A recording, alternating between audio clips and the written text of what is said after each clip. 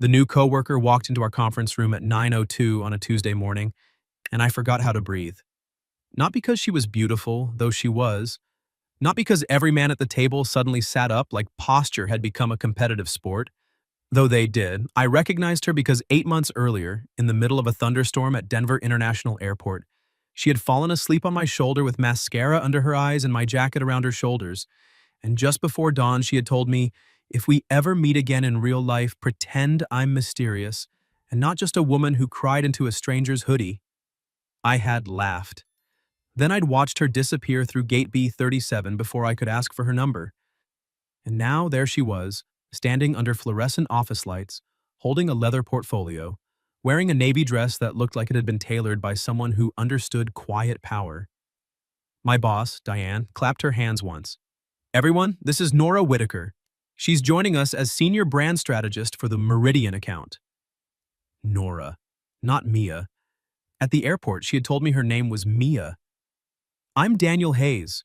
I was 33 years old then, a creative director at a mid-sized marketing firm in Chicago, which sounds more glamorous than it is.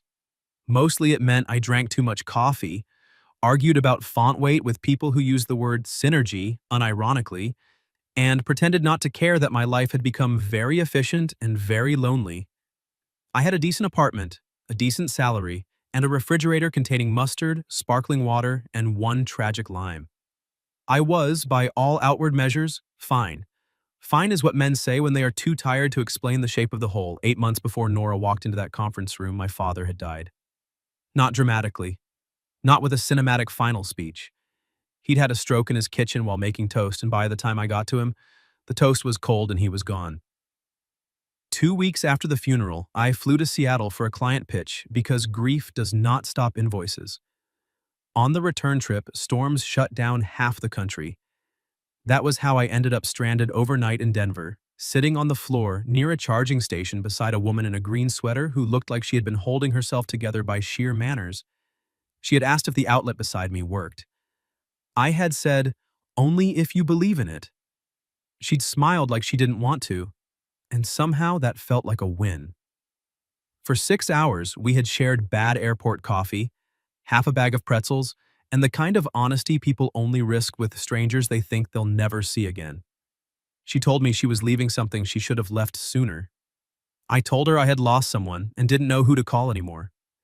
She said, "You seem like the kind of man who fixes other people's problems so no one asks about yours."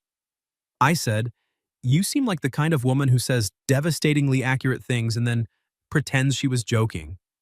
She looked at me over her paper cup. "Maybe I am joking." "You're not." "No," she said softly. "I'm not." At some point, the storm got worse. The terminal lights flickered. She shivered, and I handed her my hoodie. Later, when the airport went half quiet and full of tired strangers, she leaned her head on my shoulder like she had been resisting gravity for years. I did not move. I barely blinked. There are moments that don't look like much from the outside. A woman sleeping against you in an airport, her hand resting open between you, your own hand hovering, deciding whether comfort is welcome or selfish. I covered her hand with mine. She woke just enough to curl her fingers around mine. That was the part I remembered most. Not her face, though I remembered that too. Not her voice, though it had stayed with me in odd places. Grocery aisles, elevators, quiet Sundays. I remembered the way she chose my hand in her sleep.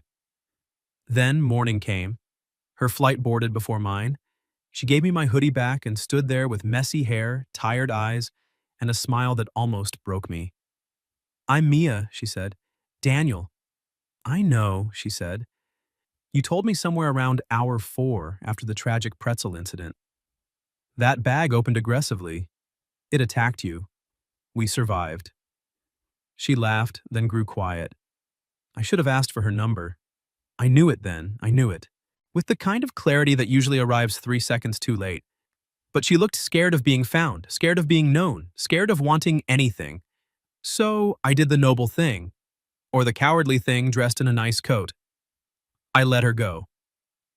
Now Mia stood at the head of our conference table as Nora Whitaker, and Diane was saying, "Daniel will be your lead creative on Meridian." Nora's gaze moved around the room with professional ease. Then it landed on me.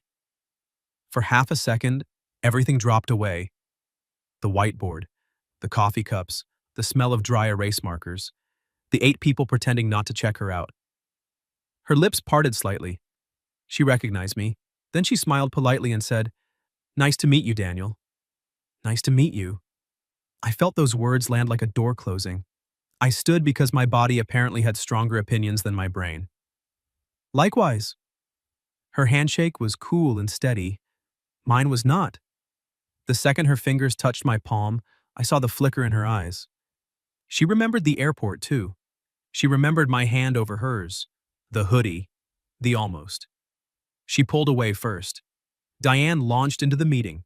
Meridian was our biggest potential account in 2 years, a boutique hotel chain trying to rebrand itself as modern without becoming soulless. Nora took us through her initial research with the calm precision of someone who had sharpened her intelligence into a blade. I hated how impressed I was. No, that's not true. I loved it. She was smart in a way that made the room better. She didn't try to dominate. She listened, waited, then said the one sentence that made everyone else realize they had been circling the wrong problem. When I suggested a campaign built around arrival, she tilted her head. "Arrival is too clean," she said.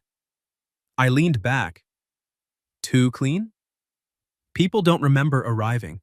They remember what they were running from, what they hoped would change, who they were trying to become before they got there. My pen stopped moving. Across the table, she looked at me for just a beat too long. I said, "That's either a great strategy or a cry for help." Her mouth curved. "Can't it be both?" A few people laughed. I did too, but my chest had gone tight. There she was. Not a ghost, not a memory I had polished into something unreal. A woman. In my office. Challenging me in front of my team like we hadn't once shared the most intimate silence of my life beside a closed airport Starbucks. After the meeting, people filed out in that weird corporate herd pattern, talking about calendars and deliverables. I stayed behind to gather my notes, mostly because I needed 30 seconds to become a normal person again. Nora stayed too. She closed her portfolio slowly. "You look different without the hoodie. You look different with a real name." Her eyes flashed to the glass wall of the conference room. Outside, our coworkers moved past with laptops and lanyards, oblivious. Then she looked back at me. "Daniel?" Just my name. But she said it the way she had in the airport. Quiet, careful, like it mattered. I should have asked the obvious questions. Why did you lie? Why pretend you don't know me? Are you okay? Instead, because I'm apparently only brave during delayed flights, I said, "For the record, I liked Mia." Her expression softened. "I did too," she said, "for one night." That hit harder than it should have. I slid my notebook into my bag. "And now?" "Now I'm your coworker." That sounds like a warning. It is. We stood too close to each other beside the conference table, close enough that I caught her perfume, something clean and warm, like orange blossom and rain. Close enough to notice the tiny crescent scar near her left thumb, the one I'd noticed when she wrapped both hands around airport coffee. She noticed me noticing.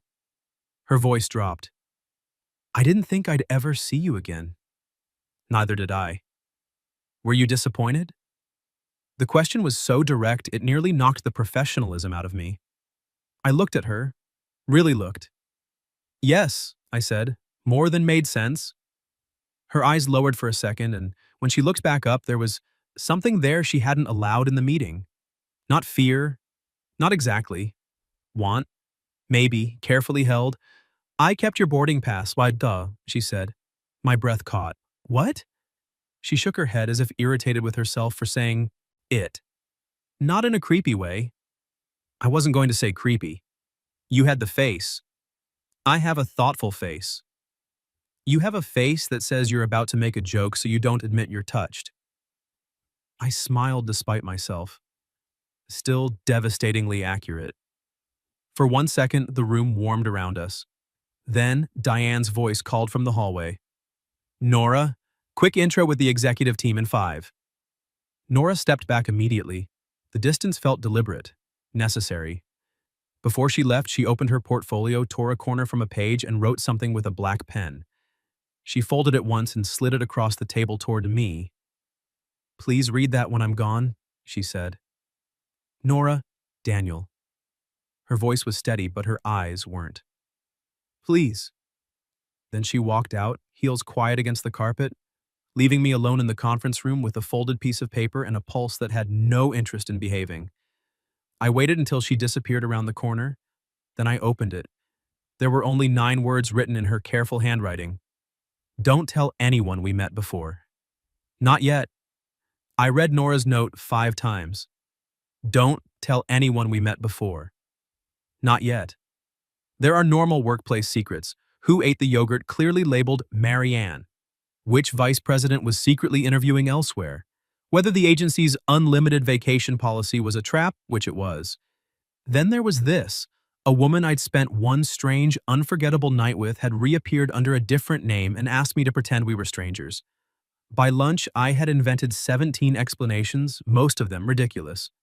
Witness protection, corporate espionage, secret royalty, amnesia but selective and very stylish. The truth was probably simpler. The truth usually is until people get involved. At 12:18, a message popped up on my screen. "Nora Whitaker. Are you free for 10 minutes?" I stared at it like it might bite. Me. "Depends.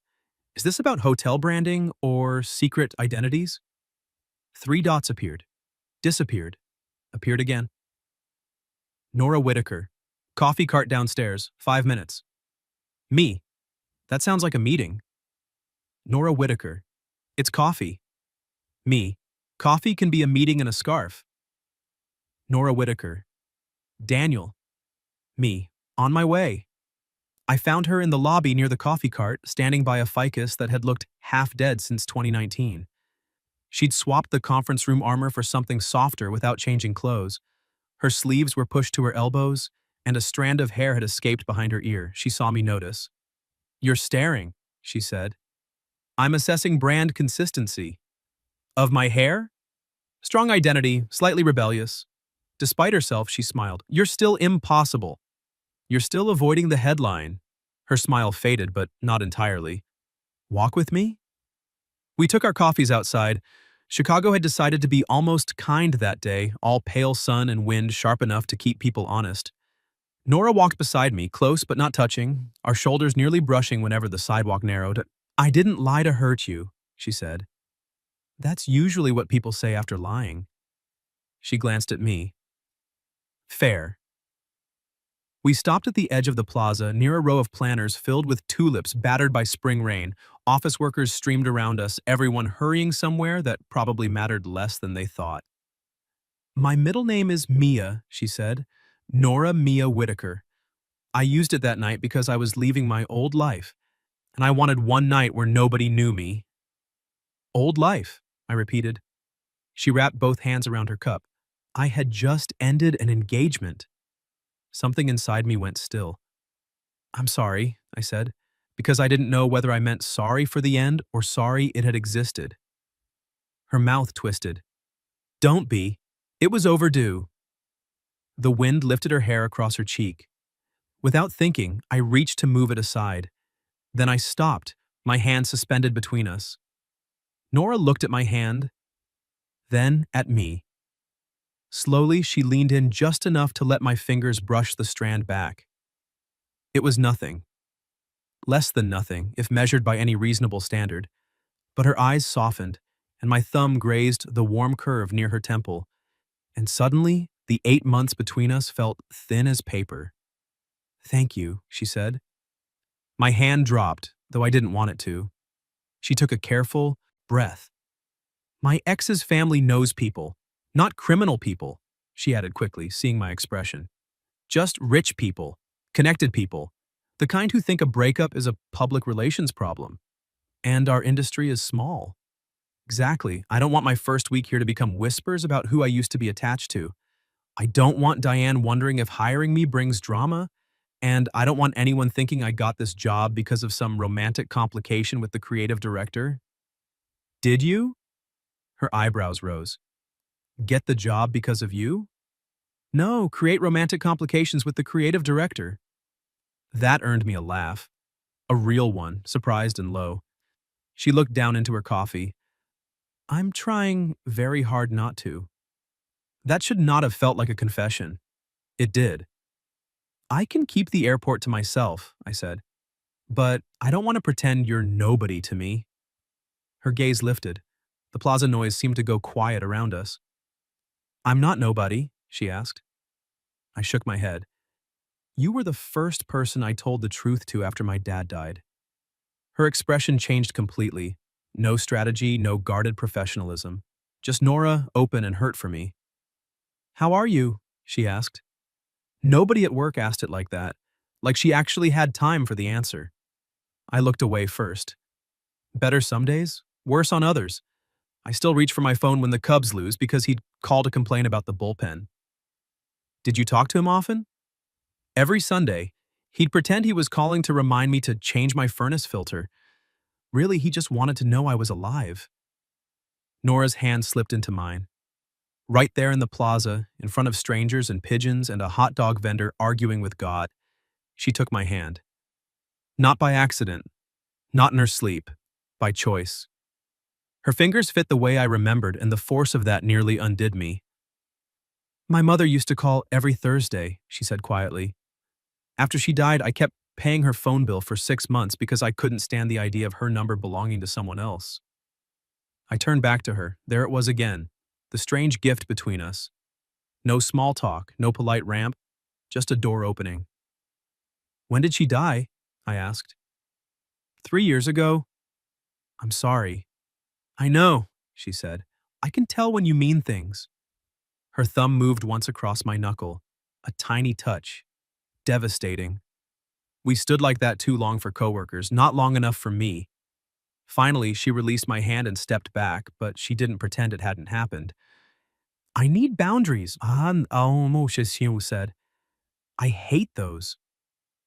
I suspected. I respect them, I added. I suspected that too. What kind of boundaries? No office gossip, no dramatic revelations, no cornering me in conference rooms with your thoughtful joke face. That one's going to be tough. And no rushing, she said, softer now. I meant what I said at the airport. I was scared of wanting anything. I'm still not great at it. I set my coffee on the planter pointer ledge. Then we don't rush. She studied me. What do we do? Coffee, I said. She glanced at her cup. I shook my head. Not this. Real coffee. After work. Somewhere with chairs not designed by a committee that hates spines. Nora and Daniel? If you want. Her eyes searched mine, and I could see the argument happening inside her.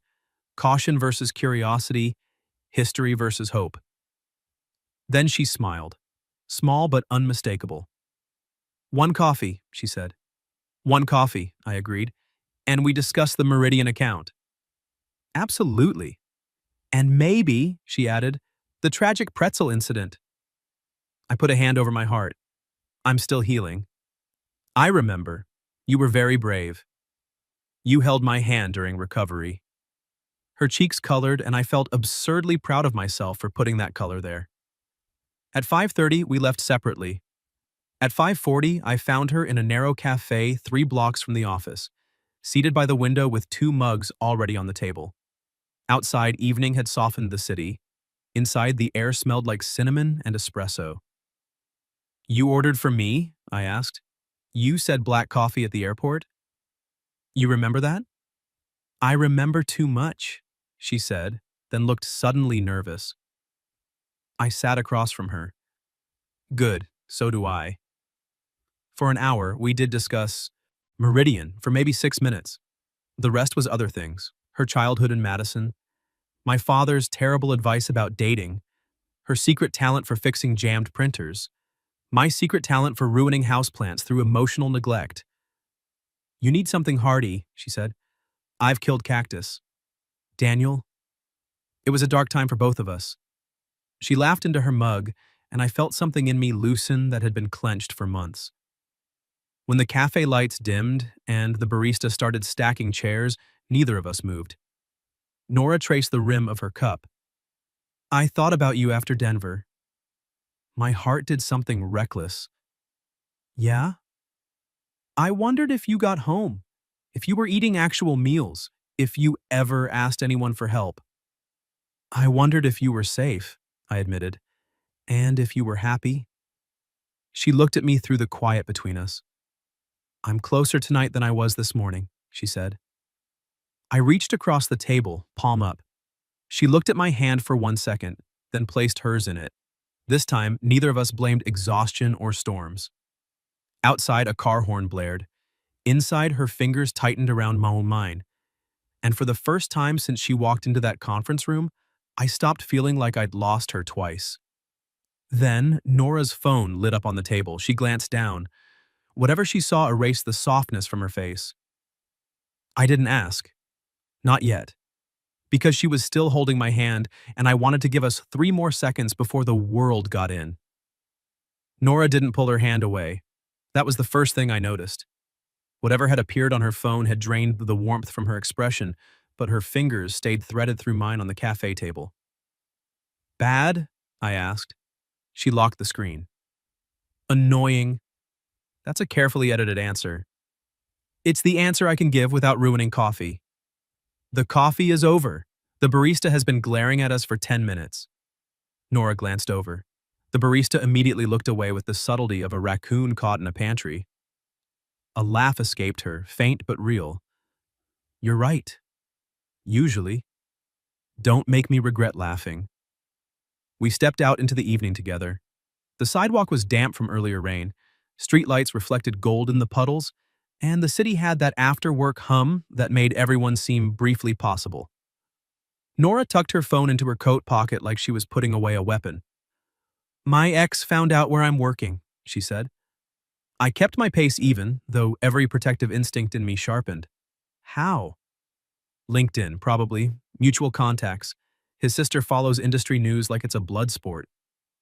She rubbed her forehead. He texted congratulations. That doesn't sound terrible. She gave me a look. Right, I said. Tone? Possessive, polished. The kind of message designed so, if I show anyone, they say, what? He's just being nice. I hated him immediately, which was immature and satisfying. What do you want to do? I asked. Nora looked surprised. You're not going to tell me what I should do? I'm capable of growth. Since when? About 14 seconds ago. Her mouth softened.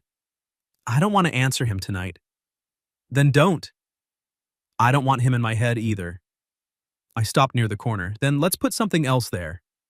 Her eyebrows lifted. That was either sweet or wildly inappropriate. I was going to suggest pie. Pie? There's a diner 2 blocks over. Terrible decor, excellent pie. Very hard to spiral while eating pie. She studied me, the guarded part of her warring with the part that had taken my hand in the cafe. 1 slice, she said. Shared or separate? Separate. I'm vulnerable, not reckless. The diner looked like it had been decorated in 1987 and then abandoned by time. The booths were red vinyl, the menus laminated, and the waitress called me Han, with the weariness of a woman who had seen every human mistake. Nora ordered cherry pie. I ordered apple. When the slices arrived, she pointed her fork at mine. That's a safe choice. Apple pie is a classic. Apple pie is what people order when they're afraid of joy. You ordered cherry. That's basically pie with drama. Exactly. I pushed my plate toward her. Try safe. She leaned over and took a wussy bite, her knee brushing mine under the table. It was a small touch. Accidental, maybe, then she didn't move her knee away. My entire body became aware of the square inch where we touched. She chewed thoughtfully. Fine. Safe has cinnamon. Drama? She offered me her fork with a piece of cherry pie on it. The gesture was intimate enough to silence me. For a second, we both seemed to understand it at the same time. Then she lifted her chin. Don't make it weird, Daniel. I would never. You absolutely would. I leaned forward and took the bite from her fork. Cherry, sugar, butter crust. Her eyes on my mouth. Verdict? She asked. Joy is sticky. Nora laughed, and there she was again. Not free exactly, but freer. The woman from the airport. The woman from the conference room. The woman who existed when no one was asking her to be manageable. After a while, she said, "His name is Everett." I waited. We met through work, not my work. His family's foundation hired the nonprofit where I was consulting. He was charming in that way people are when they've never had to wonder if they're welcome anywhere. Sounds exhausting. It became exhausting. She set her fork down. At first, he loved that I had opinions. Then he loved them better when they matched his. By the end, I had learned to make myself smaller without noticing I was doing it. There was no clean joke for that. "I'm sorry," I said. She looked at me. The worst part is how ordinary it sounds when I say it. He didn't lock me in a tower, he just edited me. I felt that one in my chest. "For what it's worth," I said, "you're very hard to edit." Her smile was small. "You've known me for less than 2 days. And one night in an airport where you verbally dismantled me over pretzels. You needed dismantling." I did. Her gaze lingered on me. "That's what scared me." "What?" "You didn't want me smaller." She swallowed. "Even then, you looked at me like all my sharp edges were allowed." The waitress came by with a coffee pot. I waved her off without looking away from Nora. "They are," I said. Her eyes shone, but she didn't cry. Nora didn't seem like a woman who cried easily in public. She seemed like a woman who had negotiated treaties with herself about when she was allowed to feel. I slid my hand across the table. She took it. Not immediately, not without thought, but she took it. "I'm not ready to be someone's girlfriend," she said. The word hit harder than I expected, not because it was rejection, but because I wanted it. I wanted the right to her ordinary days. Her texts about jammed printers, her opinions about pie, her sleepy shoulder against mine. "I'm not asking for that tonight." "What are you asking for?" I turned her hand gently in mine, tracing the crescent scar near her thumb. "A chance. Intentional this time." Her breath caught. "No pretending it was just weather and airport exhaustion," I said. "No disappearing at a gate. We go slowly, but we go on purpose." Outside, a bus sighed at the curb. Inside, the neon sign buzzed above the register. Nora's thumb brushed mine. "On purpose," she repeated. It sounded like a promise and a warning. When we left the diner, the rain had started again, soft and silver. We stood beneath the awning, both of us pretending to care about the weather. "I live west," she said. "I'm north. So this is where we perform a mature, professional goodbye." Tragic. Very. Neither of us moved. Rain freckled the sidewalk. A taxi rolled past. Nora looked up at me and the city narrowed to the space beneath that awning. "I want to kiss you," she said quietly. "But I'm afraid if I do, I'll stop being sensible." My pulse kicked. I have never been a strong advocate for sensible. "No," she said, smiling. "I gathered." I stepped closer, slowly enough that she could stop me. She didn't. I lifted my hand to her cheek, the way I'd almost done in the plaza, and finished now. Her skin was cool from the rain, her eyes steady on mine. "We can make it small," I said. "A sensible kiss." "That sounds terrible." "It'll be very efficient. Corporate approved." She laughed once, then rose onto her toes and kissed me. There was nothing sensible about it. It started soft, almost careful. Her hand touched my chest, fingers curling in my coat. I meant to keep still, to let her set the pace, but then she made this tiny sound against my mouth. Surprised, wanting, and I was lost. I kissed her like I had been waiting 8 months. Because I had. Not hard, not claiming, just deeply, with all the restraint I could manage and all the truth I couldn't hide. When she eased back, her forehead rested against my chin. "That was not efficient," she whispered. "I'll bring it up in the post-kiss review." She laughed against my coat and I wrapped one arm around her carefully. She came closer, allowing it, choosing it, her face turned toward my throat. For a minute, we stood under the awning while rain stitched the street together. Then her phone buzzed again. She stiffened, but this time she didn't reach for it. Don't, I said softly. I wasn't going to. She tipped her face up to mine, and the look there was not fear anymore. It was decision. I want tomorrow, she said. With me? With you. My chest filled so fast it almost hurt. Then tomorrow. Only after she got into her cab did I see my own phone. A message from Diane. Need you and Nora in early. Meridian requested a last-minute strategy review. Also, do you two know each other already? I stared at Diane's message until the cab carrying Nora turned the corner. Also, do you two know each other already? There are questions you can answer casually. Did you finish the deck? Yes, can we move the call? Probably. Do you know the woman you kissed under a diner awning after spending 8 months thinking about the shape of her hand in yours? Complicated. I typed 3 different replies. We met briefly once. Not really. Define no. Then I deleted them all and wrote, we'll explain in the morning. Cowardly? Maybe, but truthful enough to make sleep impossible. Nora called at 10:43. I answered before the first ring finished, which is a dignified thing adult men do all the time. Hi, she said. Just hi, but her voice was softer than it had been all day, and I was suddenly back under the awning with rain on her eyelashes. Hi. I saw Diane's message. Efficient of her to make panic a group activity. Nora exhaled, almost a laugh. What did you say? That we'd explain in the morning. Silence, then, we? If that's okay. It is. Another pause. I like that you didn't decide for me. I sat down on the edge of my bed, still wearing my work clothes like a man recently hit by weather. I'm trying not to be an idiot. How's it going? Mixed results. This time she did laugh. It went through me like warmth. I don't want to lie, she said. Not exactly. Then we don't. But I also don't want my first week to become office entertainment. It won't. You can't promise that. No, I admitted. But I can promise I won't treat what happened between us like gossip. The line went quiet in a different way. When you say what happened between us, she said, do you mean Denver or tonight?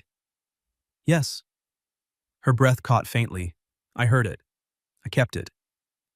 Daniel. I know. Slow. I didn't say stop. My grip tightened around the phone. Outside my bedroom window, Chicago blinked in rectangles of light. Inside, my apartment felt less empty with her voice in it. I'm terrible at this, she confessed. At phone calls? At wanting something without preparing to lose it. That one found the softest place in me. I'm not going anywhere tonight, I said. That's not a realistic long-term plan. No, but it's a start. She was quiet long enough that I wondered if I'd said too much. Then she murmured, stay on the phone with me for a little while. So I did. We didn't solve Diane. We didn't discuss Everett. We talked about nothing, which with Nora somehow meant everything. She told me she hated olives but believed martinis looked elegant enough to be forgiven. I told her my father used to sing loudly and incorrectly while fixing the sink. At some point, her voice got sleepy. Daniel? Yeah? For the record, I'm glad you didn't ask for my number in Denver. That hurt more than I expected. Then she added, because I would have said no then, and I like that I get to say yes now. I closed my eyes. Good night, Nora. Good night. The next morning, she was already in Diane's office when I arrived. Nora wore charcoal trousers and a cream blouse, her hair pinned back like she meant to win a war politely. She looked composed. Her eyes found mine through the glass, composed, but not untouched. Diane opened the door. Daniel, come in. Diane was a brilliant account director and a terrifying reader of human behavior. She gestured for me to sit, then looked between us. So, she said, do I need HR, champagne, or aspirin? Nora blinked. I coughed. Potentially coffee. Diane's mouth twitched.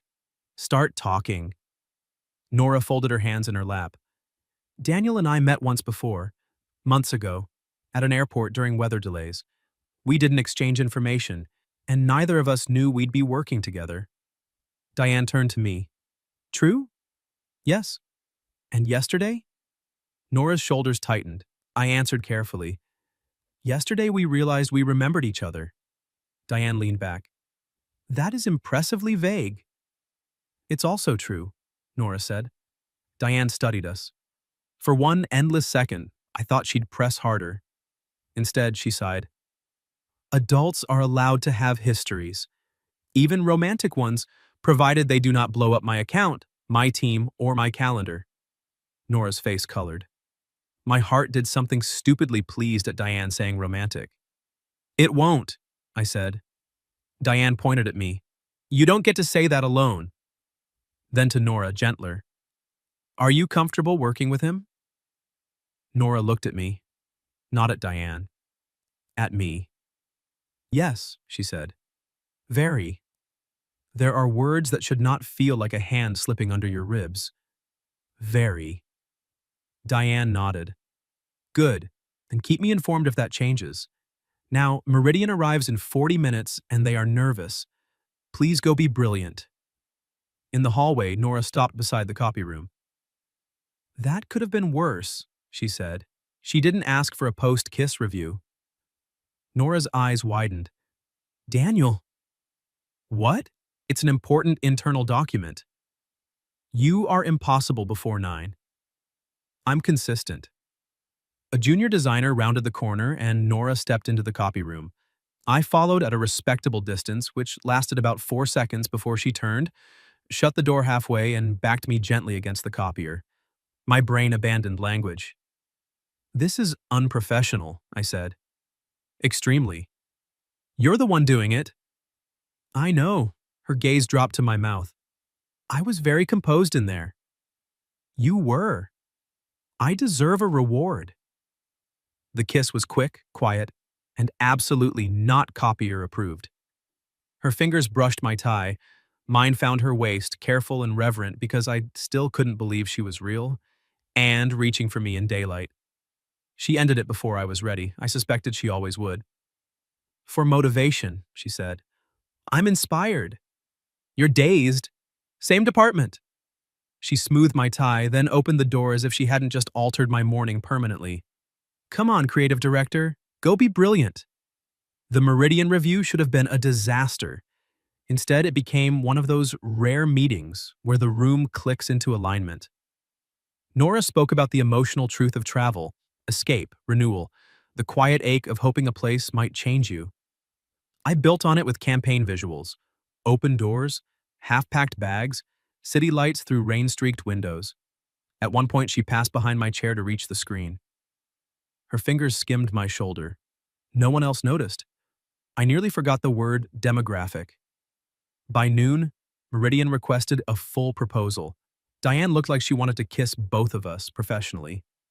Afterward, Nora and I ended up alone in the small project room, surrounded by sticky notes and the smell of marker ink. We work well together, she said. That sounds dangerous. It is. She leaned against the table. Because I liked you before I knew what you were like at your job. And now? Now it's worse. I stepped closer. Worse how?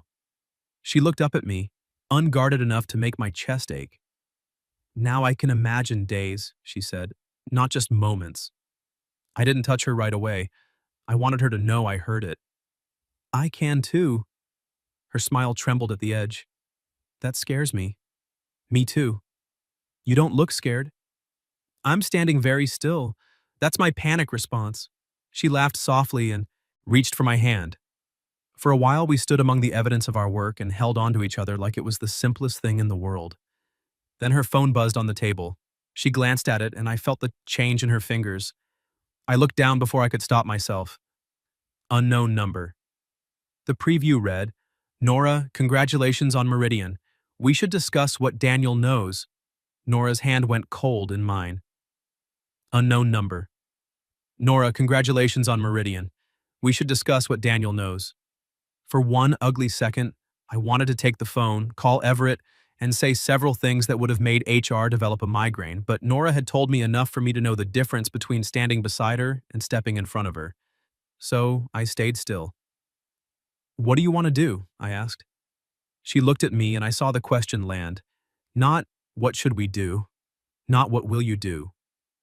"What do you want?" Nora picked up the phone, read the message once, then set it face down. "I want to stop letting him decide when I'm allowed to feel safe," she said. I nodded. "Okay. And I want you to know something before he tries to make it sound worse than it is." My chest tightened. "Nora, no." Her voice trembled, but her eyes didn't. "I'm tired of being managed by secrets, even mine." She sat on the edge of the table, arms folded around herself, and told me the rest. Everett's family had funded a foundation campaign she'd worked on. Near the end of their relationship, he'd pressured her to steer a contract toward one of his friends. She refused.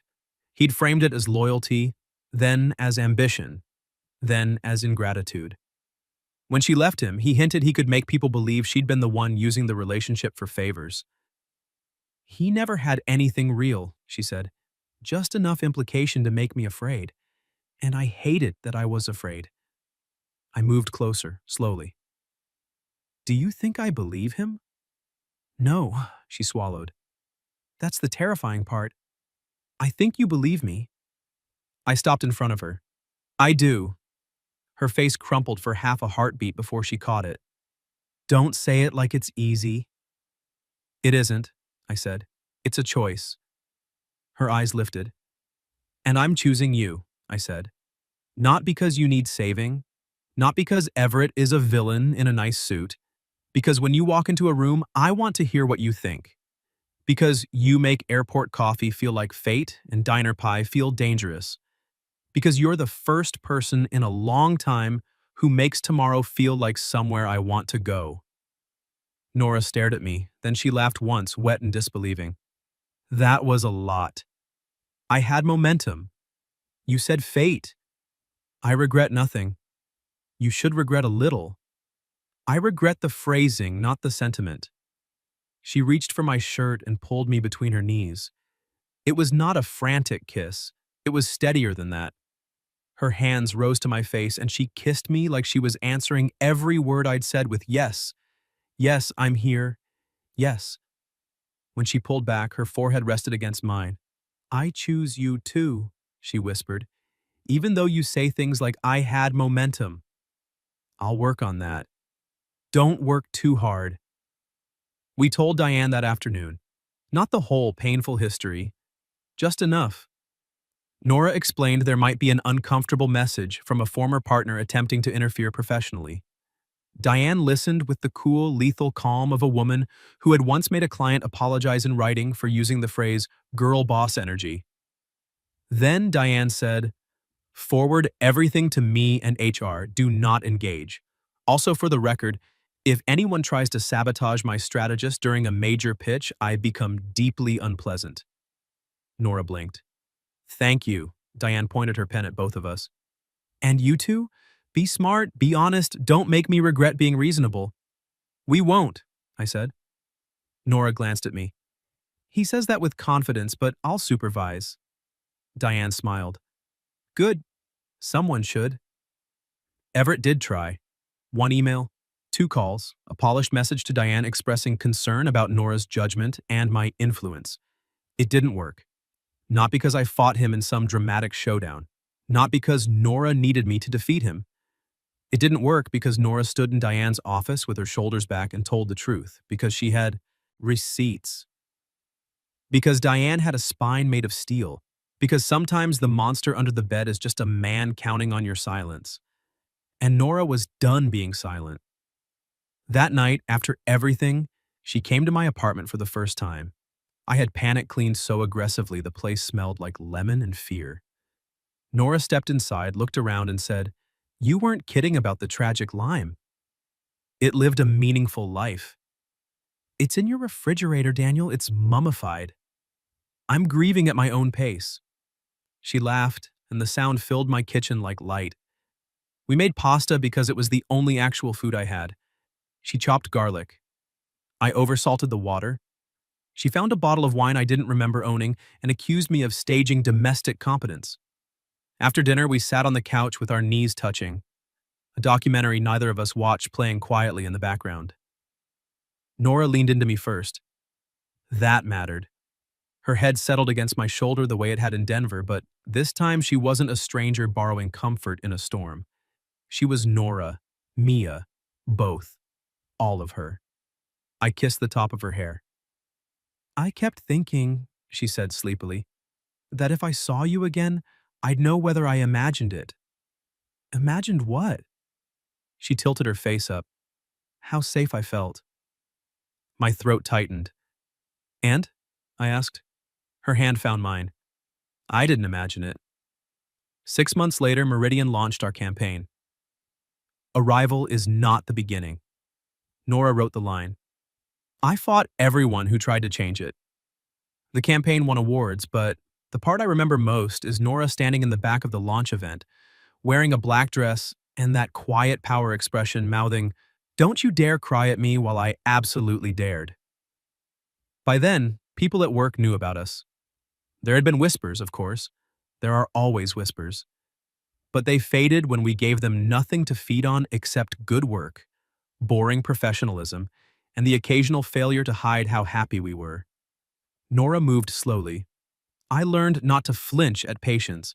I moved clumsily. She learned to tease me instead of run. We fought sometimes, about overworking, about my habit of making jokes when conversations got too sincere, about her habit of assuming needing reassurance meant weakness. But we got better at staying. By the following spring, I bought a plant for my apartment. Nora stood in the nursery aisle, arms crossed. That is a fern. It spoke to me. It said, "Please let me live." It said, "Daniel, you're ready. You are not ready for a fern. I have changed. You forgot to eat lunch yesterday. A temporary setback." She bought me a pothos instead. Hardy, forgiving, difficult to kill. "It's us," she said. "I think we're more romantic than a pothos. We're resilient and look good near windows." Fair. That plant lived. So did we. A year after Nora walked into that conference room, we flew to Seattle for a weekend away. On the return trip, storms delayed our connection in Denver. Of course they did. We found Gate B37 just after midnight, half the terminal asleep around us. The same hard chairs, the same too bright lights, the same smell of burnt coffee and wet coats. Nora sat beside me and pulled my hoodie around her shoulders. "You planned this," I said. "I control the weather now." "Impressive promotion." She smiled, then took my hand and rested her head on my shoulder. This time, I didn't wonder if she would disappear at dawn. This time, her suitcase was next to mine. This time, when she fell asleep, her fingers stayed locked with mine, and the ring I'd been carrying in my jacket pocket felt less like a question than a promise waiting for morning. What would you have done if someone you thought you'd never see again walked into your conference room under a different name? Have you ever experienced something even close to that? Recognizing someone from your past in a place you never expected? Tell me your story in the comments. If you like this one, leave a like, subscribe, and I'll see you in the next video.